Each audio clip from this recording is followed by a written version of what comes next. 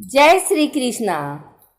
आइए सुनते हैं अपरा एकादशी की व्रत कथा।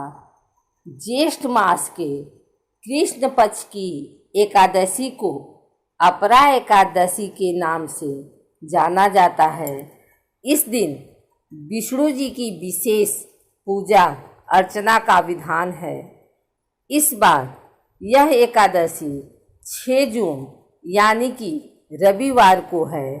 मान्यता है कि पालनकर्ता श्री हरि यह व्रत करने वाले जातकों के जीवन में आने वाली सभी तरह की समस्याएं दूर कर देते हैं। अपरा एकादशी को जल क्रीड़ा एकादशी, अचला एकादशी और भद्रकाली एकादशी नाम से भी जाना जाता है। इस दिन भगवान विष्णु की विधि विधान से पूजा होती है और उनसे धन संपत्ति की प्राप्ति की प्रार्थना की जाती है। अपरा एकादशी का महत्व महाभारत काल से जुड़ता है। धार्मिक ग्रंथों में उल्लेख मिलता है कि महाभारत काल में युधिष्ठिर के आग्रह करने पर श्री कृष्ण भगवान ने अपरा एकादशी व्रत के महत्व के बारे में पांडवों को बताया था। इस एकादशी के व्रत के प्रभाव स्वरूप पांडवों ने महाभारत का युद्ध जीत लिया। मान्यता है कि अपरा एकादशी व्रत रखने से अपार धन की प्राप्ति होती है। अपरा एकादशी के दिन भगवान विष्णु के साथ ही उनके वामन अवतार की पूजा की जाती है। मान्यता है कि भगवान वामन की पूजा से मनुष्य सभी पापों से मुक्त हो जाता है। वहीं अपरा एकादशी का व्रत करने वाले जातक को कुरुक्षेत्र में स्नान और दान के बराबर फल मिलता है। इस दिन गंगा स्नान का भी विशेष महत्व है, लेकिन लॉकडाउन में ऐसा संभव नहीं है तो घर पर ही गंगा जल डालकर स्नान कर सकते हैं। युधिष्ठिर कहने लगे कि हे भगवान, ज्येष्ठ कृष्ण एकादशी का क्या नाम है तथा उसका महात्म्य क्या है, सो कृपा कर कहिए। भगवान श्री कृष्ण कहने लगे कि हे राजन, यह एकादशी अचला तथा अपरा 2 नामों से जानी जाती है। पुराणों के अनुसार ज्येष्ठ कृष्ण पक्ष की एकादशी अपरा एकादशी है, क्योंकि अपार धन देने वाली जो मनुष्य इस व्रत को करते हैं वे संसार में प्रसिद्ध हो जाते हैं। इस दिन भगवान त्रिविक्रम की पूजा की जाती है। अपरा एकादशी के व्रत के प्रभाव से ब्रह्म हत्या, भूत योनि, दूसरे की निंदा आदि के सब पाप दूर हो जाते हैं।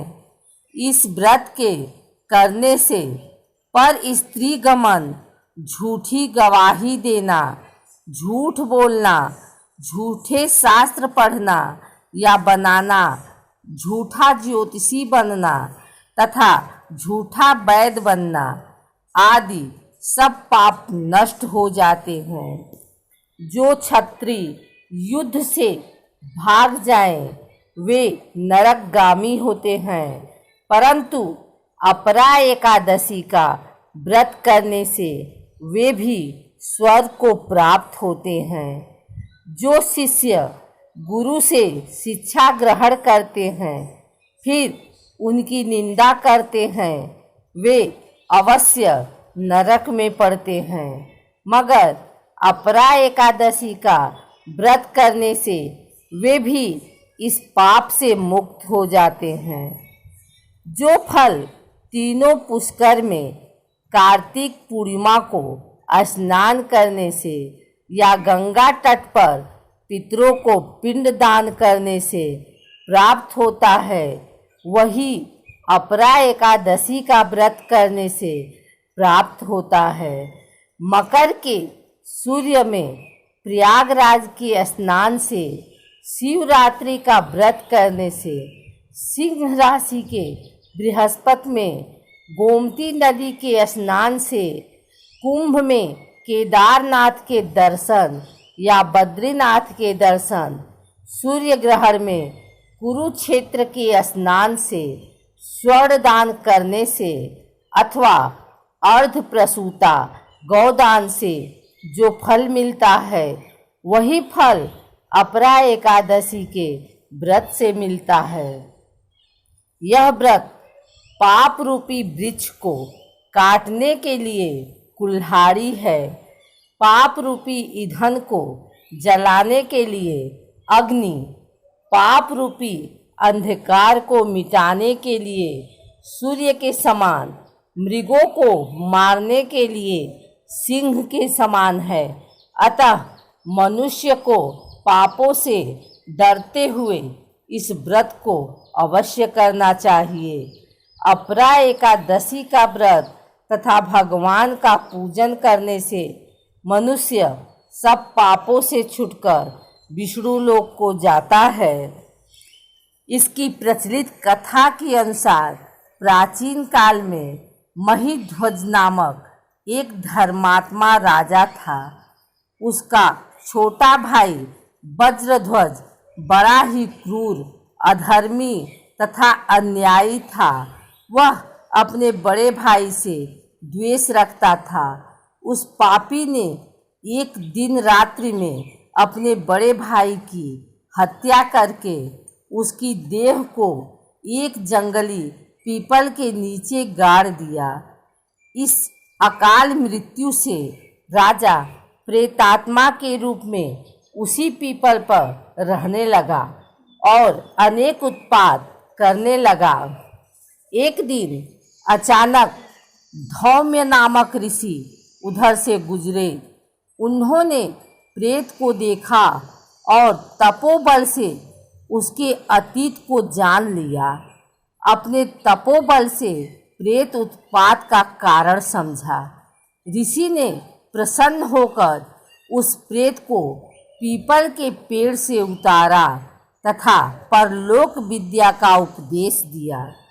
दयालु ऋषि ने राजा की प्रेत योनि से मुक्ति के लिए स्वयं ही अपरा अथवा अचला एकादशी का व्रत किया और उसे अगति से छुड़ाने को उसका पुण्य प्रेत को अर्पित कर दिया।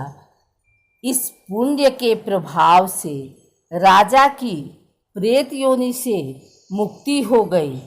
वह ऋषि को धन्यवाद देता हुआ दिव्य देह धारण कर पुष्पक विमान में बैठकर स्वर्ग को चला गया।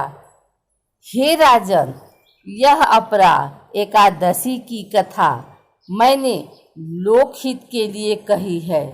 इसे पढ़ने अथवा सुनने से मनुष्य सब पापों से छूट जाता है।